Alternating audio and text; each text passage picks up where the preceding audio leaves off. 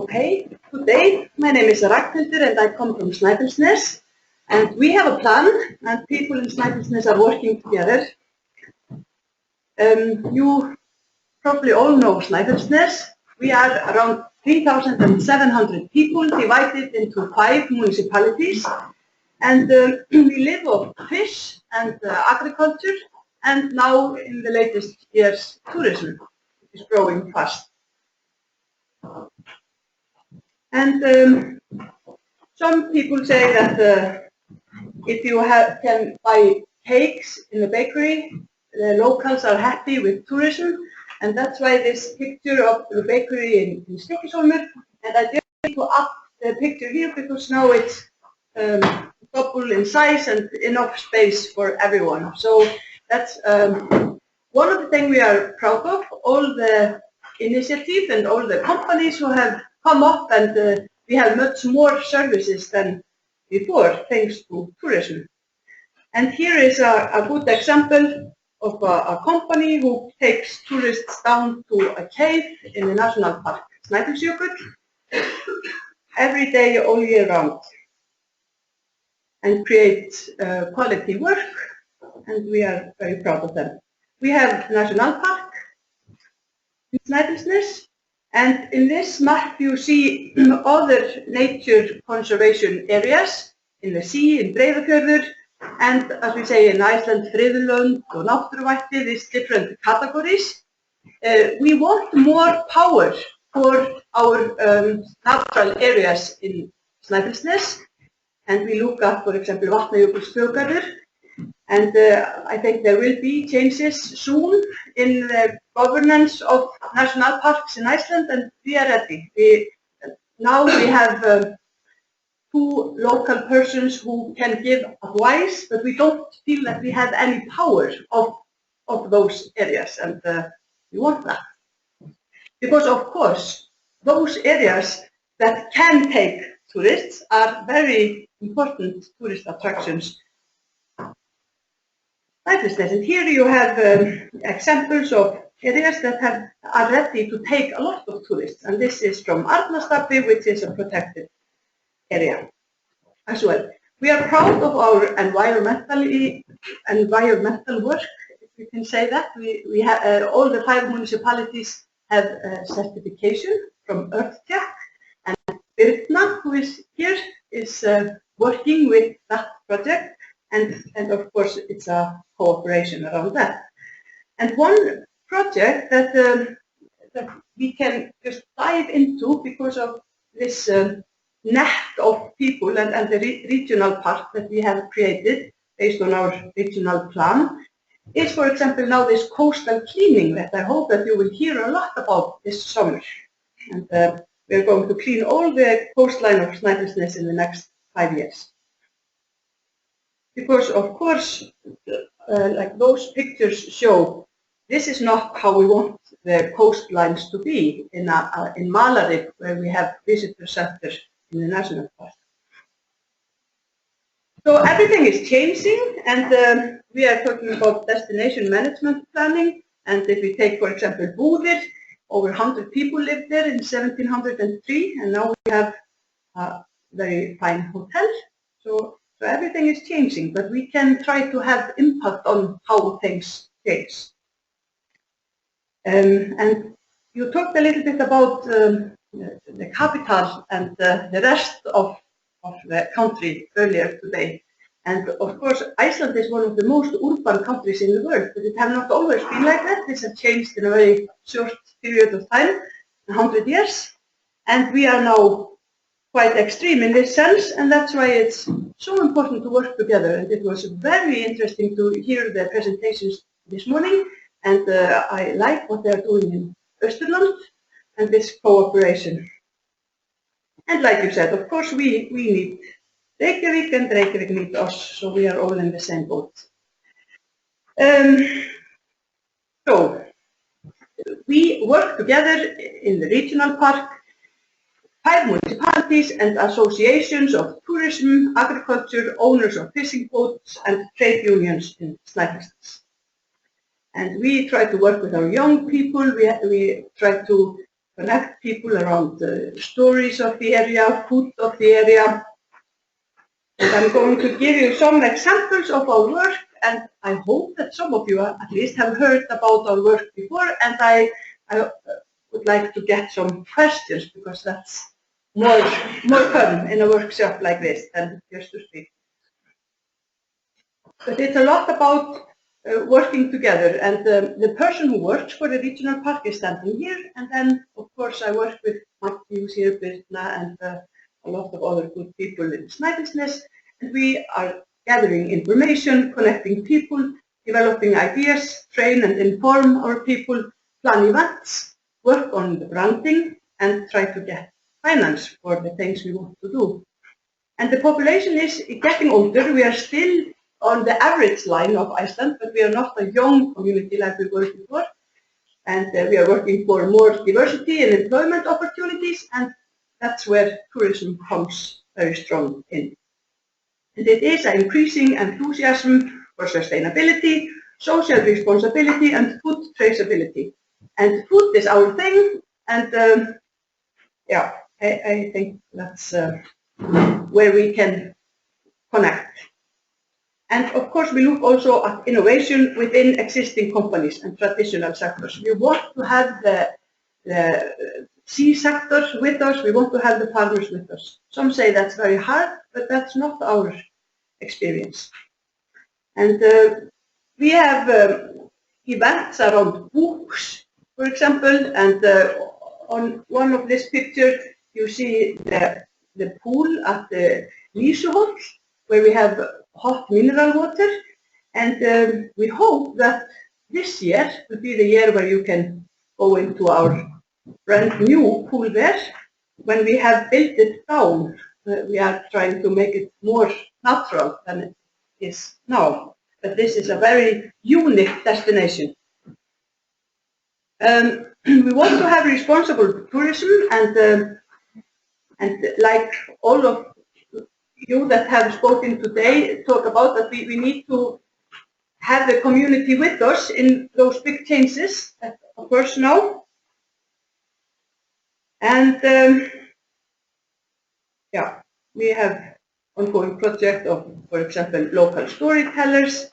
We went to Scotland last summer on an Erasmus trip. Everyone are learning from Scotland.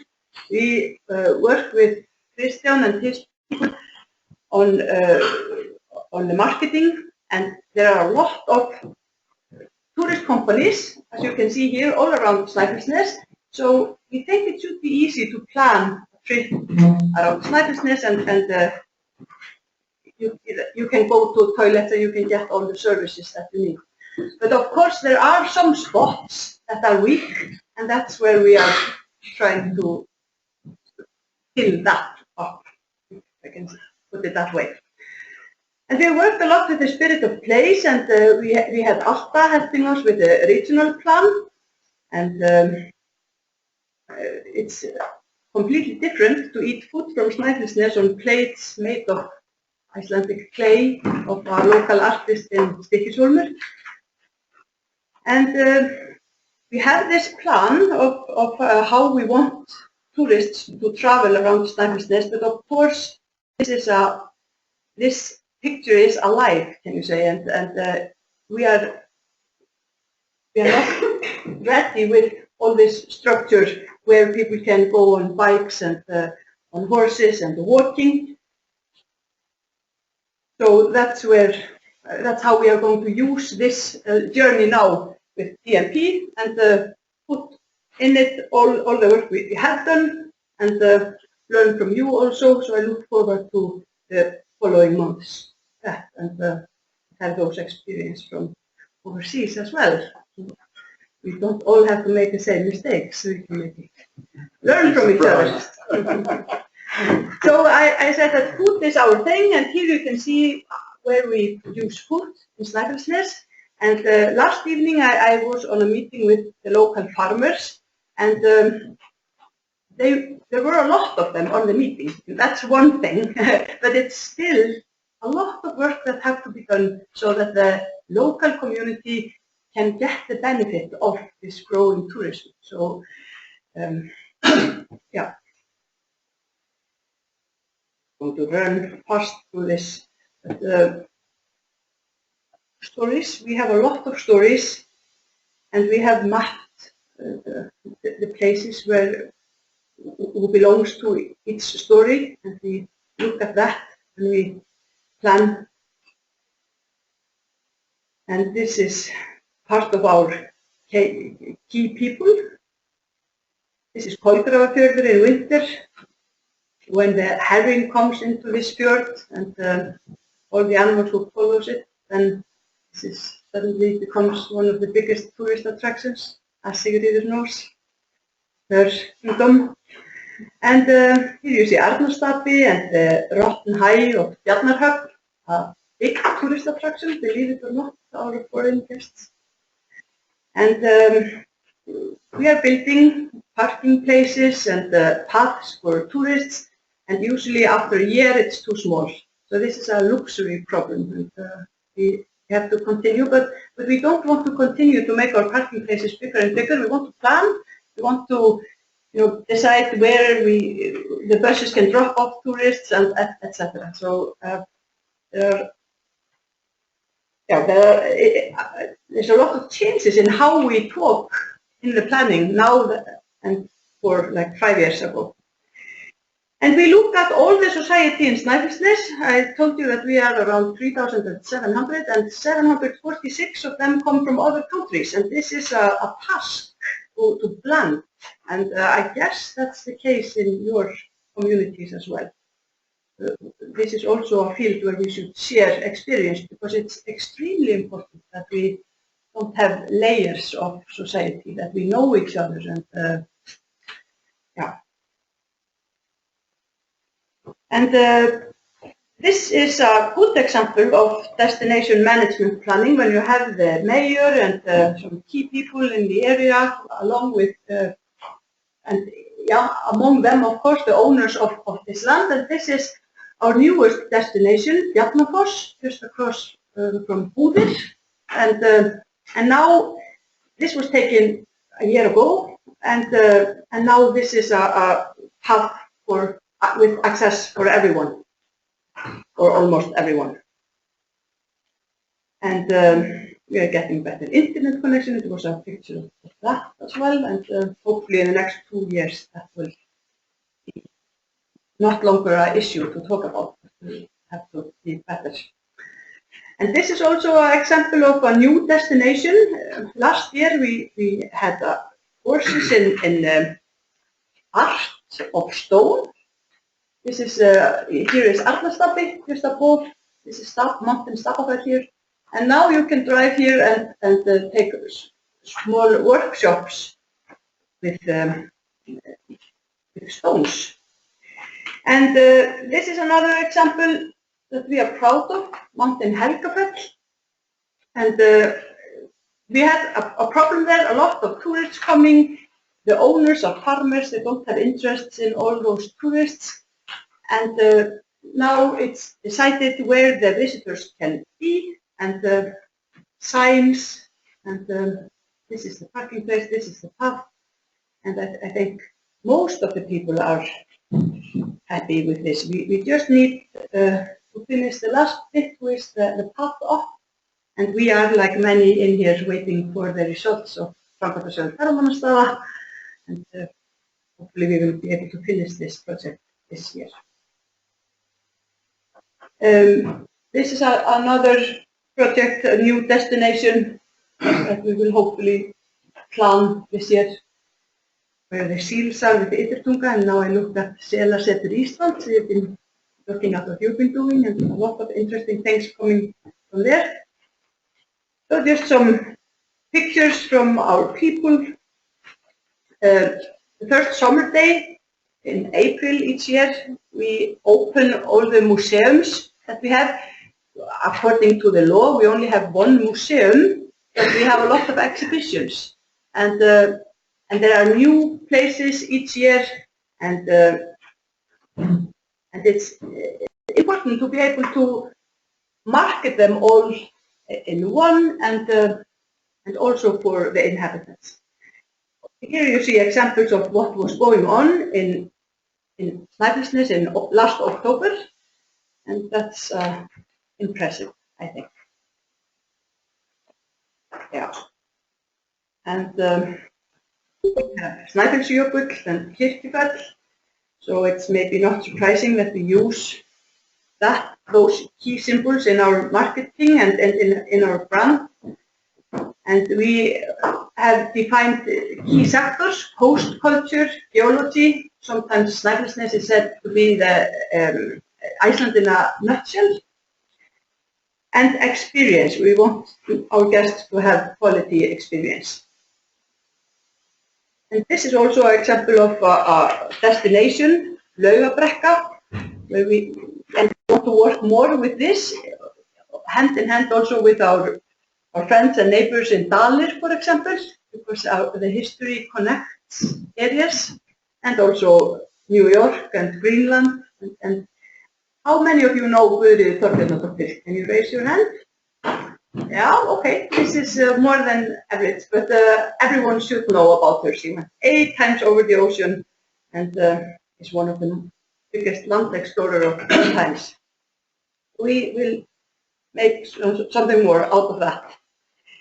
Last Saturday, a big group of people from Snæfellsnes gathered at Breiðablik, and we talked about visitor centers with this main entrance to Snæfellsnes, and we hope that we can build up a quality destination there where we can maybe stop 80–90% of our guests and give them information about the places that we have built up, the services, where they are welcome, what they can do, and then also, of course, that they understand that other areas are not open.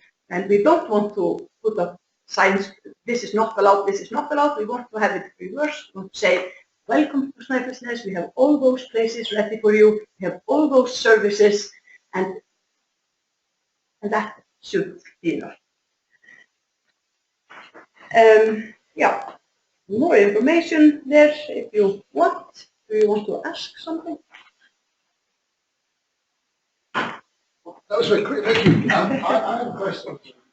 I just want to ask the regional plan that you made for Snæfellsnes. I know there was a long process to but how do you feel that helps in this work that you do today? I think it helps a lot. It took 2 years to make a regional plan, and then the regional park was shifted in 2014, so it seems like we have been on the same path. And of course it had been worked before. We got, as I said, the help from Alta in making the regional plan, and it's made up of what we want to do and how we want to do it. So that's why it's our Bible today. We have all agreed that this is our vision. There will never be, for example, factories with pollution in Snæfellsnes. We have signed that and decided that. So we decided that food is our thing. So this is important. And we have, yeah, we have those goals in different fields. And our main task now is, like when I heard you before, it seems like you have this big team working together. Of course, it's Öskubrú and the Svæðisgarður is different, but yeah, but I think we can learn a lot from what you're doing. Yeah, hi. Thank you for your presentation. I think it's really interesting to see what you're doing in Snæfellsnes as well as area as a whole. My thoughts are how, because in my mind, I see Snæfellsnes as being so special because it's so, I mean, you can walk from mountain down to the beach within a day, or within half a day or so. So I was just wondering, how accessible are the beaches for the seashores and for tourists? Is it something that you need to open more often for tourism. And I'm also thinking that are you working with tour operators in this case, making them fully aware of what has happened? Questions. Access to the coastline. I think that we have good access to the coastline in many places. For example, at Búðir, at Arnarstapi, and I can name other places. And I think it's extremely important that we don't open access unless we can build up the infrastructure. So we don't want to mark a path along the coastline and tell people to go somewhere where they are not welcome. So that's one of our big tasks to work on this. Every year we have new places. It's also the same with waterfalls. There are 2 new waterfalls that were open, can you say, this year. And understood, we believe that then you don't need to go to all waterfalls that you see outside of the window. So, but you're right, you can walk over the mountain in Snæfellsnes on many places in a day. So, yeah, so it opens a lot of opportunities, and I think we have, of course, I'm not going to say that, you know, Snæfellsnes is the best of all, but I think so. But yeah, but I hope you do. yeah, I do, and I feel that we have very much to offer, and I think that we have very much open. So if that answers the first question.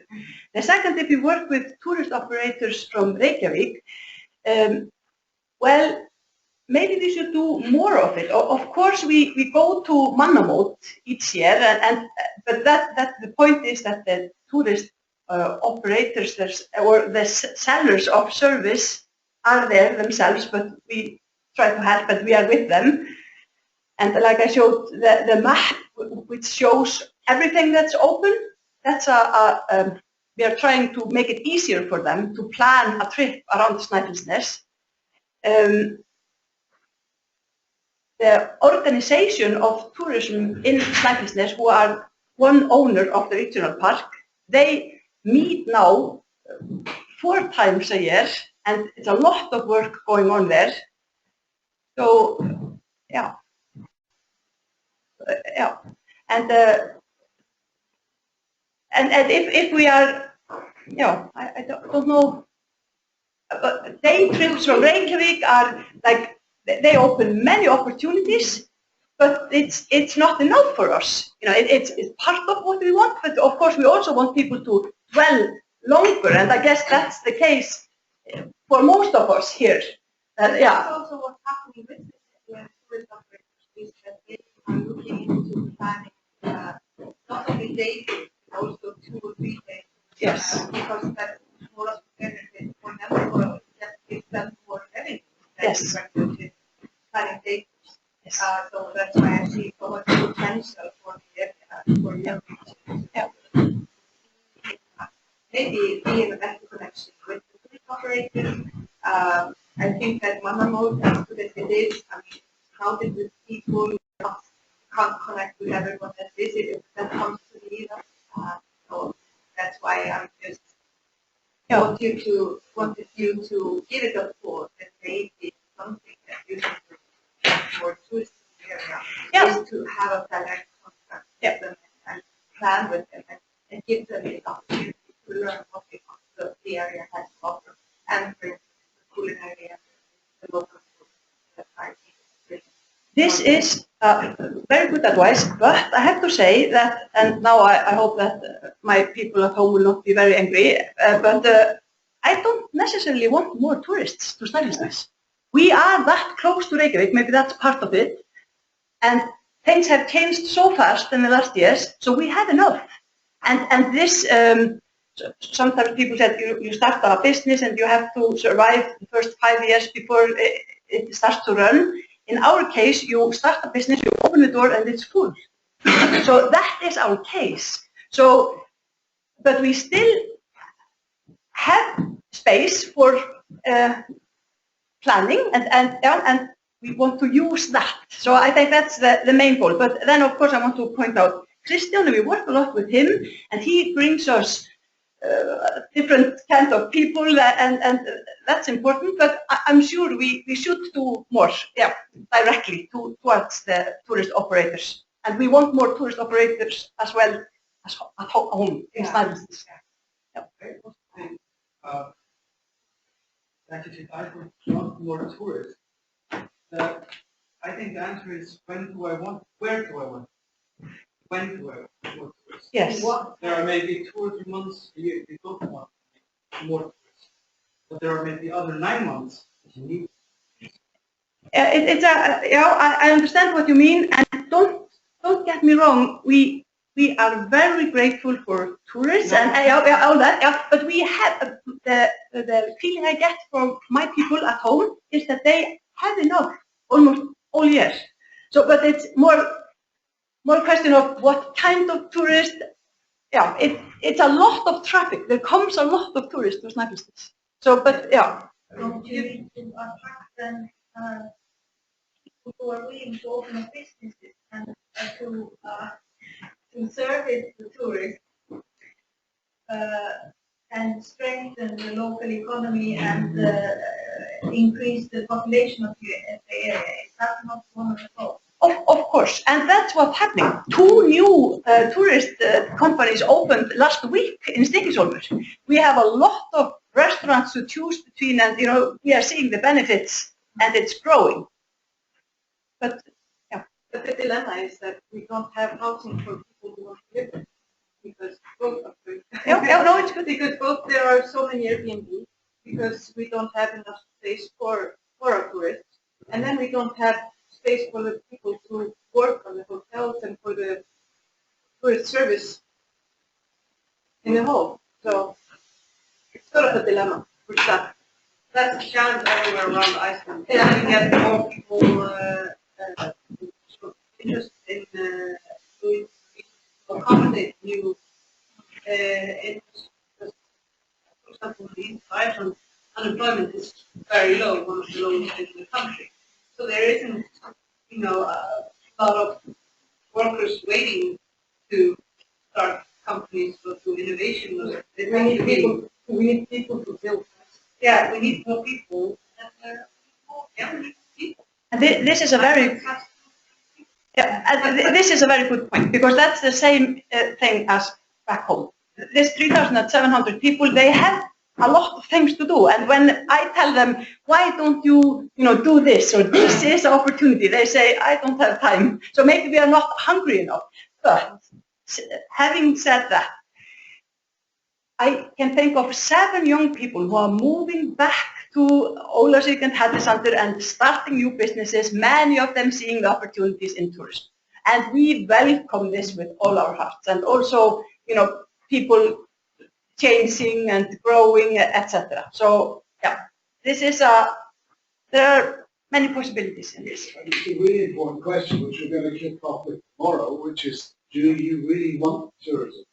If so, why? Or do you want more of it? Or do you want it, or do you want more? Because I'm just, one of the things that's happening in the UK, sadly, at the moment, is we years when I was chief executive in Scotland, and before we were telling ministers, it's all about jobs. We're creating jobs. And then we look in London, for instance, 40% of the hospitality jobs are European or other citizens. So we're creating jobs for other people. Maybe a good thing, and I think it's good, but there are other economic issues in terms of supply chain as well. But I think it's a really important question, at least to ask.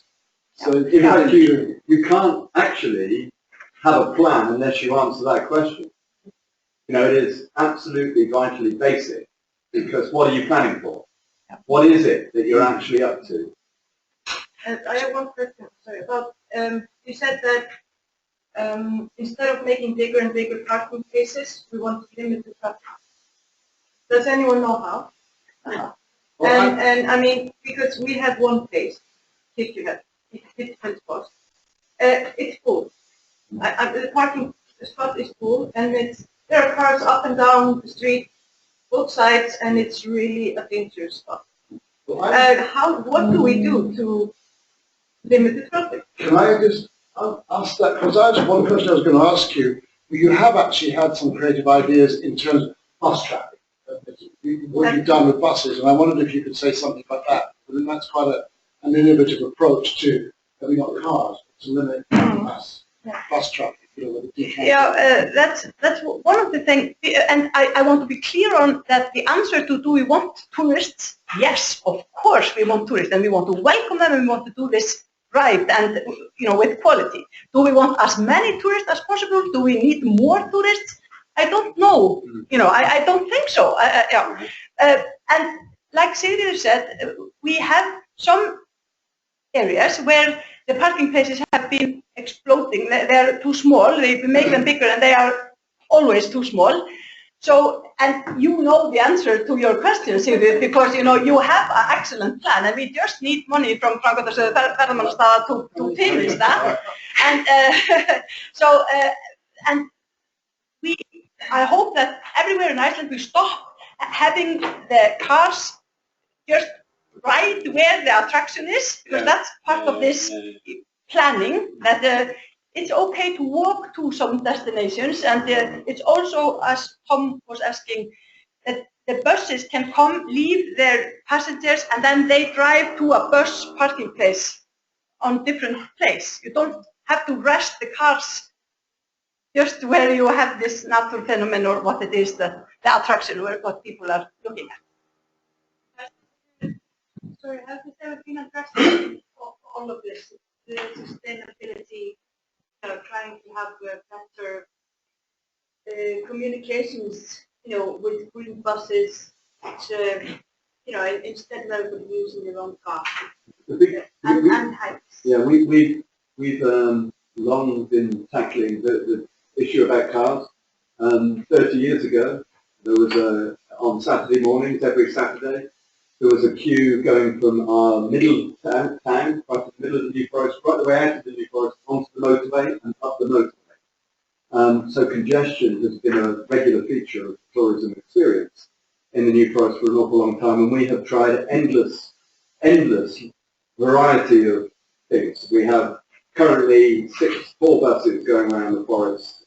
We have 200 miles of cycle network. We have park and ride. We have ferries. We have all sorts. The biggest problem is that even if you have some really sophisticated solutions, once you've reached a certain scale, this is only a very tiny proportion of the total. And the other really difficult problem is that emotionally, human beings in the developed world have become completely and utterly and inextricably linked to their car.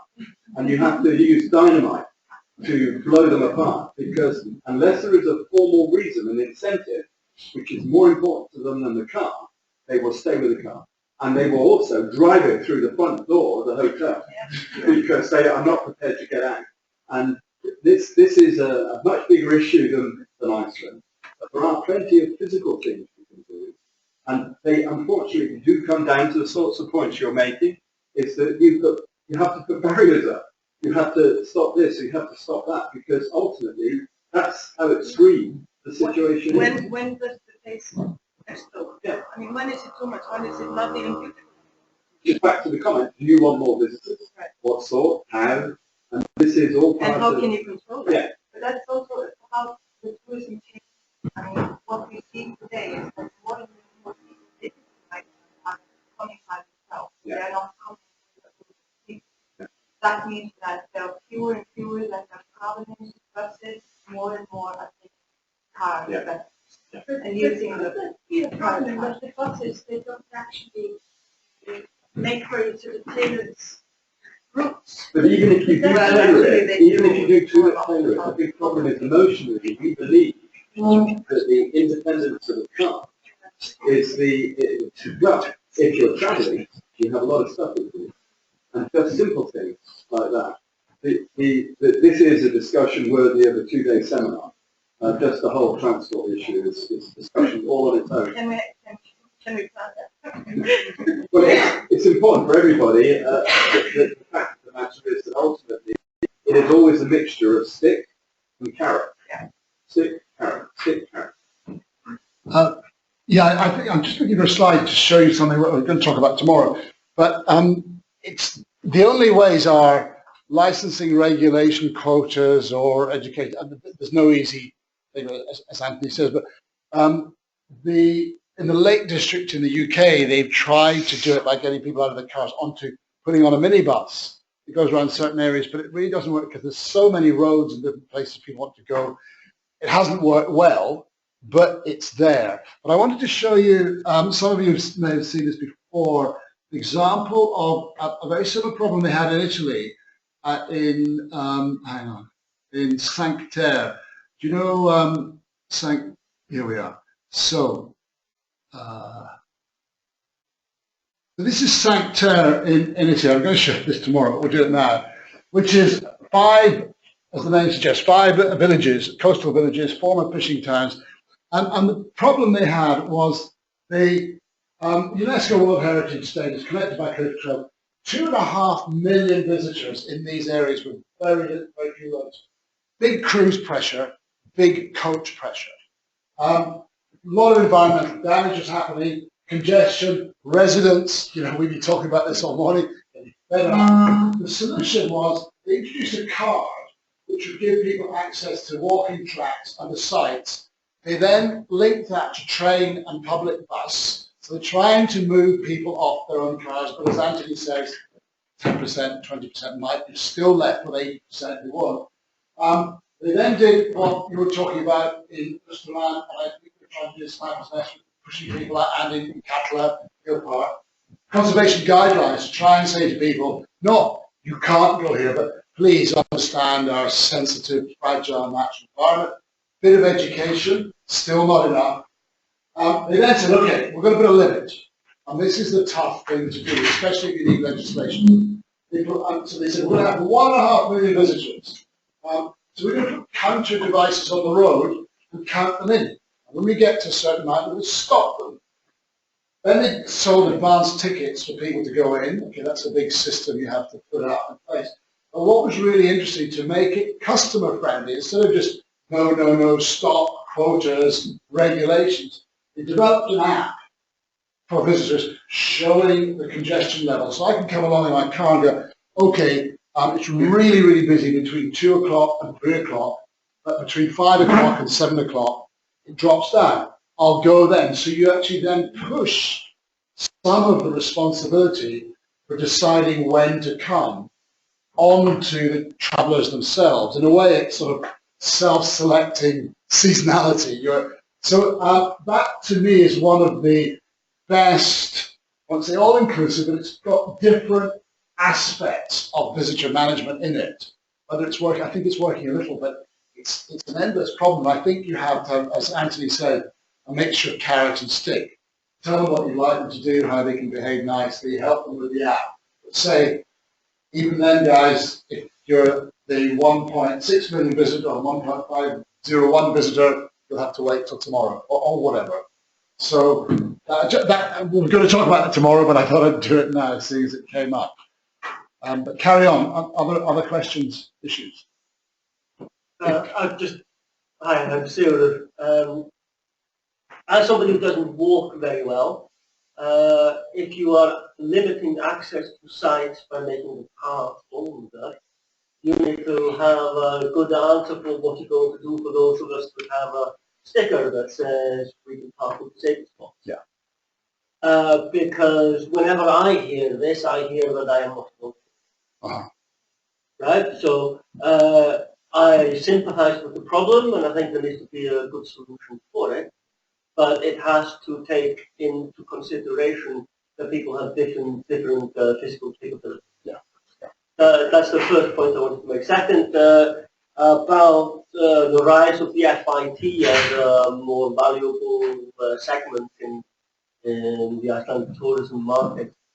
I come from the northwest, which is the least room nights of anywhere. We have that famous 2%, we have at least less than Westfields, and we always split up the north into the northwest and northeast, both for geographic reasons, historical and political ones. And we are very grateful for the FI teams, actually because we have been trying for many years to attract people to the opportunity to come and do a round trip. You can go and do a good trip in my area, back in Reykjavik, and drive less than 500 kilometers.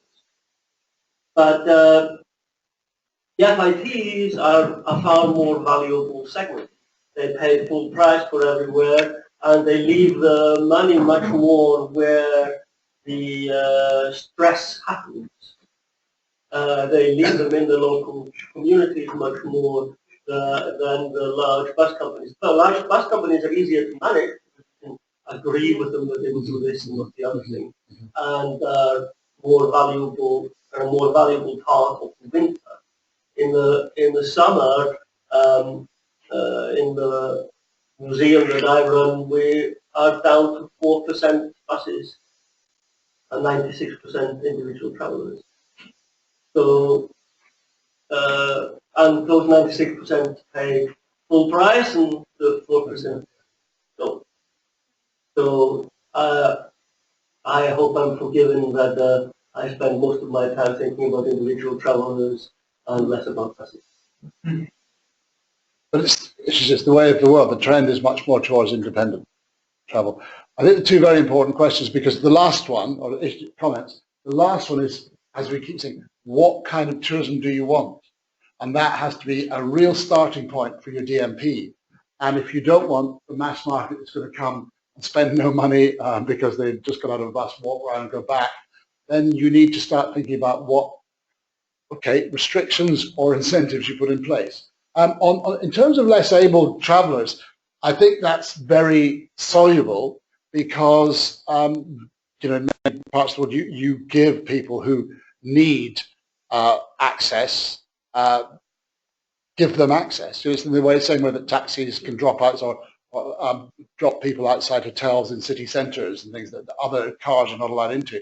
But I think it has to be planned into the DMP, and it's very important that you said that. I think that we don't treat everybody in the same way. There have to be, but I would say they should be treated as a valuable exception that needs to be taken account of when you're putting in restrictions. And so I think it's easily, unless it's physically, you know, difficult, you need to climb a mountain, there's no cable car, but access in, I think it's easy to say, okay, we'll allow people who can't otherwise get in, because you're not talking about busloads of people in the way that we are the average leisure visitor we've been talking about just now. So I think it's all soluble. They're good things to think about. And there's so many in developing a DMP, but it's critical. I'm going to draw a line under that. Thank you very much for that presentation. I think the issue about public buses, to me, has always been interesting how you're solving that. But can we now move on to the final Icelandic